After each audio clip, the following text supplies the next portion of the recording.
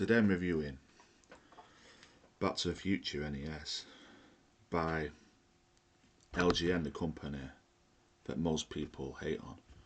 Now about this game, everyone hates it. Everyone say it's the worst NES game ever made and all that. I've just played it and beat it. Took me a few tries,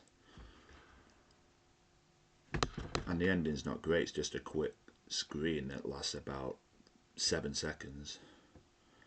And the difficulty of the game is hard. I mean, certainly the first mini game, and like most people can't even get past that.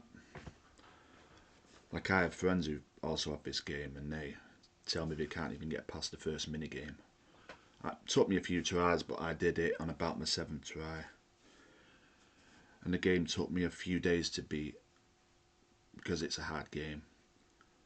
Now, what do I think of the game? I personally like this game. I may be the only person to say this, but people say this is a bad game, but there's worse games on the NES than this. Like, I think this is better than the game I reviewed last night, Chippendale. I prefer this game to Chippendale The Rescue Rangers. I think Back to the Future NES is better. Call me crazy, but that's my opinion. I didn't have fun with Chippendale, but I had fun with this. But maybe I'm the only person who likes this game, but I like it.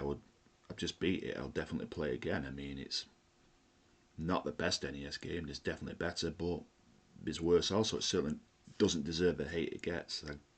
I give this game 7 out of 10 or 8 out of 10. Not 9 or 10 out of 10, but 7 or 8 out of 10. It's only a short game. It can be beaten under half an hour.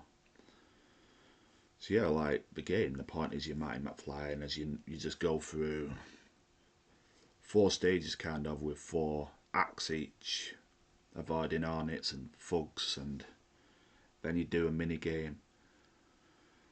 The first mini game's the hardest because you've got to take out 50 goons, and if they hit you before that, you've got to redo the last scene before you get to that stage again and do it all again. And the same goes for the ones after, where you've got to break Lorraine's heart, and then you've got to get your parents to fall in love on the third one, where you're using the guitar, and you've got to get the right notes correctly. Ones that go in the middle, ones go up, ones go down. You've got to know which ones go where. And the 4th one, which is hard, where you're in the DeLorean and you've got to exactly go 88 miles per hour, otherwise that's a game over. It doesn't matter how many lives you have.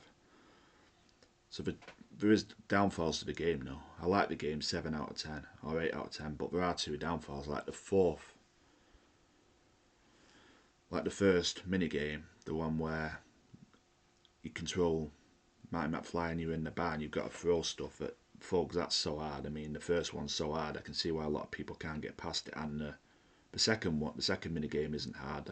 The one break Lorraine's heart. It's tricky a bit, but it's not too hard. And the third one with the guitar's not too hard. And the 4th one is also hard, where you're in a DeLorean, and if you mess up, you've got to do it all again. So that's my biggest downfall with this game. The last, doesn't matter how many lives you get there with. If you mess up once, just once, instant game over, and you've got to do it all again. That's my biggest flaw with this game, Back to the Future NES. But apart from that, I absolutely like the game.